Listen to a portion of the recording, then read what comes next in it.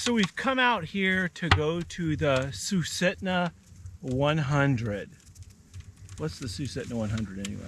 So it's a 100-mile race that's a loop trail, and you can either run it, you can fat tire bike, you can ski.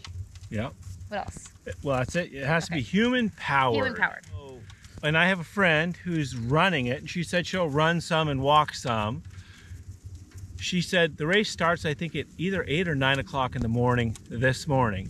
And so we've come out, we're somewhere near the halfway point. Well, her plan is to run all day, run and walk all night long, and she hopes to finish the race before the sun sets on Sunday.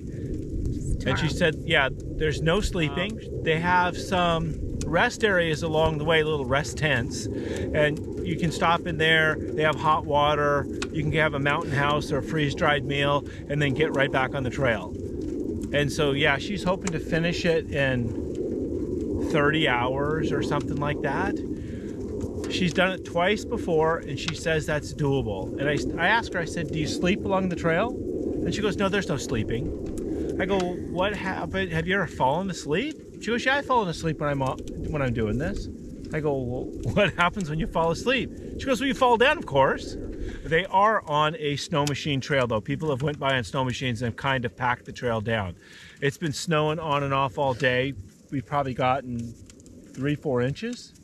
Oh, I don't know if we've gotten that much. A couple inches at least. And so just slogging through a couple extra inches of snow all the way would be a disaster. I haven't seen anybody on the trail, so it's not like they're packing it down right in front of them or anything. Yeah, that's what I was going to say, is it's not, I thought there would be more traffic on this trail, and there is not. Yeah. So. But there are markers, so we know we're on the right trail. I was kind of worried about that. So we were doing some reading. What they said was, depending on the conditions, if it's hard and fast, the fat tire bikes have an advantage. If it's snowy and there's 4 inches of snow, then the skiers have an advantage.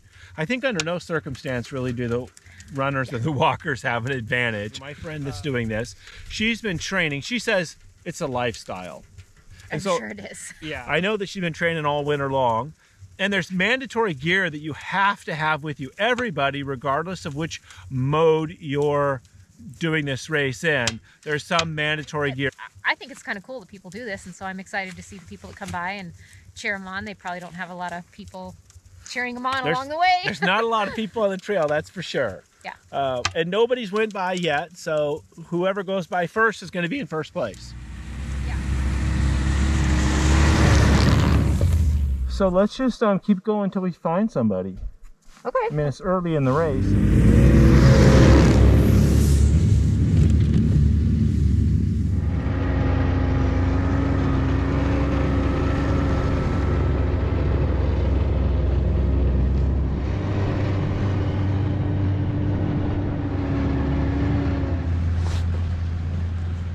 This is the spot we want to camp, so I'm going to use my snow machine to pack the snow down so we have a good place to put our tent.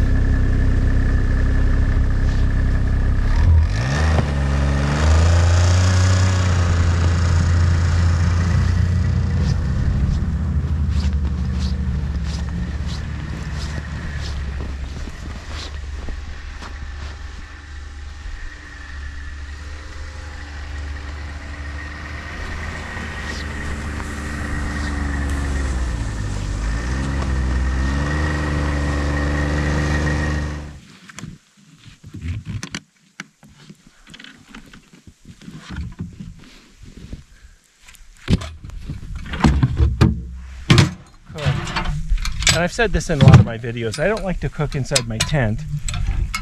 At least things that smell. I mean, if you cook something in foil or whatever, I think it's fine, but I don't like to cook inside my tent because I don't want my tent to smell like food. Partially, I mean, a little bit later on, probably not today, but at some point in time, there's going to be grizzly bears out and about. And so just to avoid that problem and having your tent smell like food, I try to never cook inside my tent.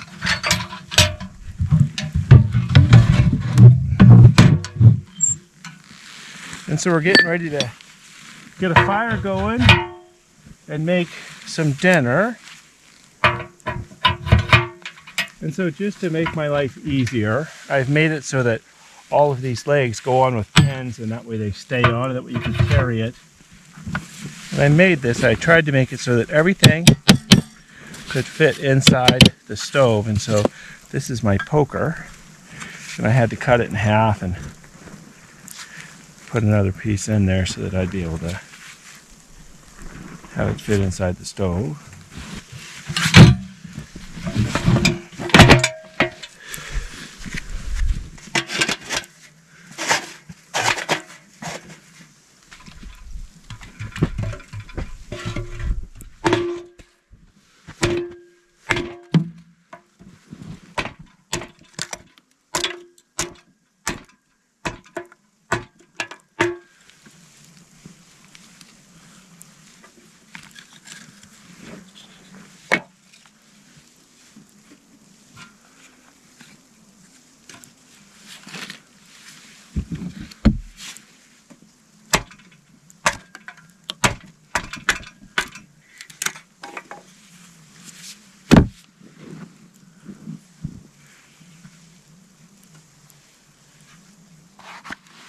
So I always keep a little fire kit with me when I'm out in the winter. And in there I have lots of different things to start a fire with. And these are one of my favorite kind of matches here. I love these things. That's like some kind of waxy cardboard.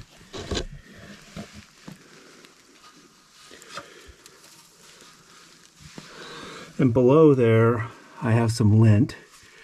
As that lint will get going, and we got little kindling up there, and I've kind of sorted stuff up here by size. And so up on top of it then I'll put some bigger stuff and we'll just get it going. So we'll get that going, and then we'll kind of get after dinner here. So we're getting ready to make some dinner here, and this winter when I've been going out, I, like everybody who watches YouTube, and you probably too, I have people that I watch on YouTube, and there's a lady that I watch on YouTube named Alone, and she always makes these gourmet, wonderful meals with lots of different things in them, and she's kind of challenged me to show off my cooking skills, I guess, or to cook a meal or something. And I don't think I'm a great cook, really, but we do make good food. And so today we have a really cool dinner planned. You think? Oh yeah. Yeah. Oh, here comes the sno machine right now. And so we'll share. Oh yeah, here comes the sno machine just ripping. He's not on the trail though. No, they're just out playing. Yeah, he's out there. Yeah, they're just out in the powder. So all around us, I mean, one of the cool things about Alaska and being here in the backcountry is there are some trails, and there's so many trails in some places like here, it's easy to get lost. And you can just go out and ride in the powder for, I mean, you find an opening like this and you can just go wherever you want, assuming you don't get stuck. And I was able to get my machine through this. So people with machines that are really made for that will do just fine, I'm sure. Not to say you wouldn't get stuck. And the other thing, when we were reading about the race, they talked about, how people do go off trail. And so if you find yourself, they said, pay attention to tracks, ski tracks, bike tracks, to make sure that you're on the right trail between markers, because so many people do go everywhere that it would be easy to get off the trail. Oh yeah, one of the things they said, I forgot, is they said, when you're racing the race, always be looking for tracks in front of you, and that way if you do get off on the wrong trail, you'll have lots of friends with you. Yeah. And I thought that was funny. Yeah. And so we're going to go ahead and get dinner started here in a flash. And I will say, I've been planning this dinner for a little while. Well, this is not the average meal that we eat when we're out camping and stuff. This is going to be a little bit better than usual. I keep looking this way because the trail's that way, and if somebody, the first racer that comes by is going to come from that direction. And I keep thinking it must be about time, but clearly it's not. We already have our first problem. We forgot to pack butter, so I'm using bacon to kind of instead of butter for my potatoes, onions, and peppers. That's kind of the first part of this meal. So this is tenderloin. It's the finest cut of meat on an animal. This is moose tenderloin, so we're going to have moose tenderloin. And crab, which you may have seen an earlier video of us catching. Yeah, so that's what we're going to have.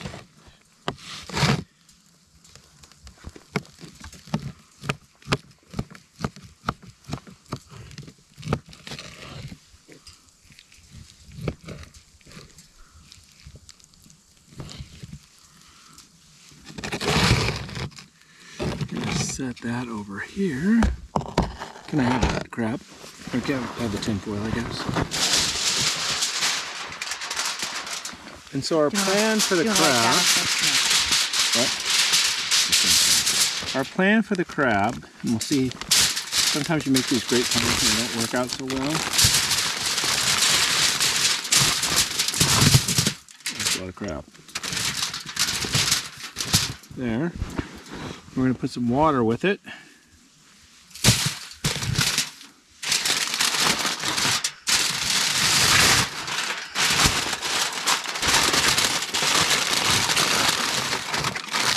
This crab's already been cooked. When you clean them, you cook them right away. So it's already been cooked, so it just has to realistically warm up.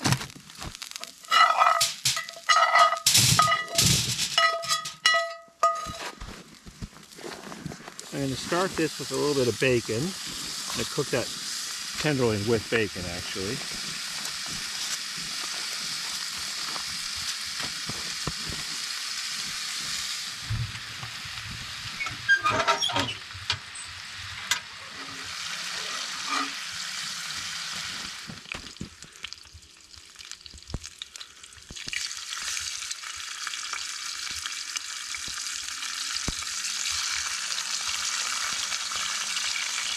I'm going to cook all of it, or do you? Nope, I'm going to cook 3 of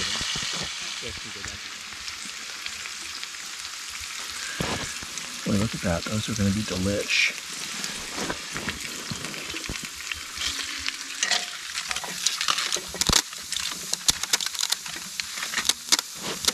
So you can tell we got a light on here. We're losing daylight. Yes, we are. That's so much my style. This moose tenderloin is awesome.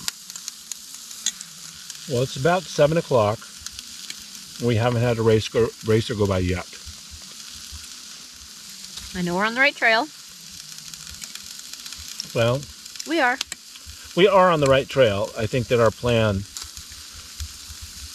as great of a plan as it was, there seems to be a small flaw in it.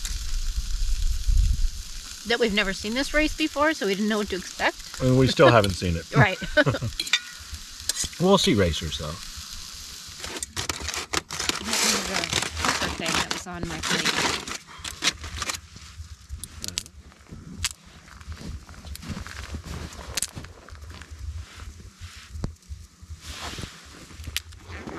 Oh, yeah.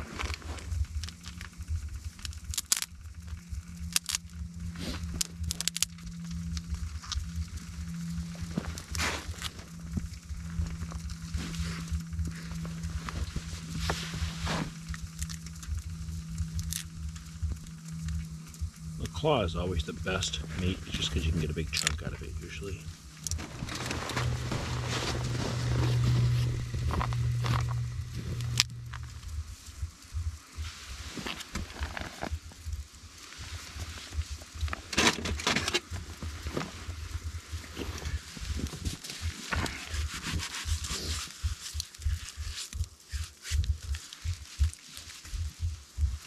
Another one?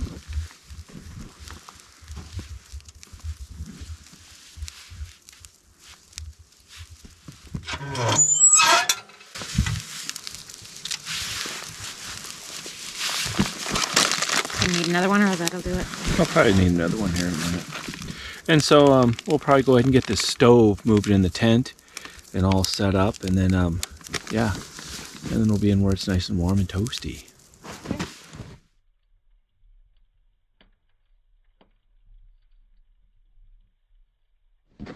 And there we go, nice and close. And it's a skier. Awesome job. Howdy, howdy. You're the first one by. Yeah. It's a slog. Good luck. Thank you. Good Nice job. Good luck. Hello. Get snuck up on us.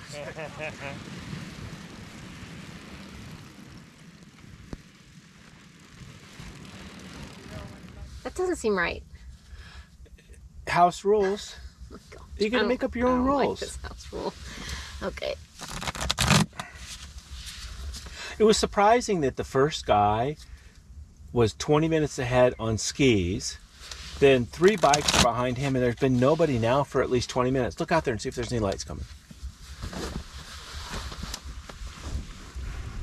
You would think that, if, I don't know, but you'd think that, if skiing was the mega advantage. There is a light. It's a ways off, but I think I saw a faint light. Okay, we'll check again in a minute. Yeah. You'd think if it was a mega advantage, that guy, that first guy on skis must have just been an absolute stud. Yeah, I would think. Otherwise, you'd think that, it'd be skiers for a while. So he just must be a complete stud muffin. Yeah, I guess I thought the first ones would be bikers, but really, Depends on the conditions is what. it does what is depend on the conditions, Yeah. and I think these conditions are actually pretty good for skiing. that. I can't ski, so Well, because every condition is bad for me. Well, that's not true, because we did get snow today, and that's what would be. Well, that would make it challenging for everybody, really. It's mushy though. Okay, let's do Yeah. a hand and then we'll see how close that guy is. Do you see him? No, because you can deal. I'll do it. I don't see it now. Maybe it was a UFO. Maybe it was a balloon. Probably not, but. And then, well, hold on. Let me do 15s first. 15, 2, 4, Two hands. 6. I should have. Look and see if anybody's coming.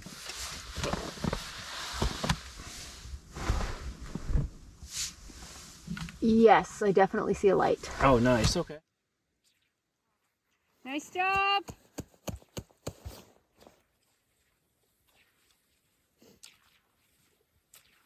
What's up, guys? Good job.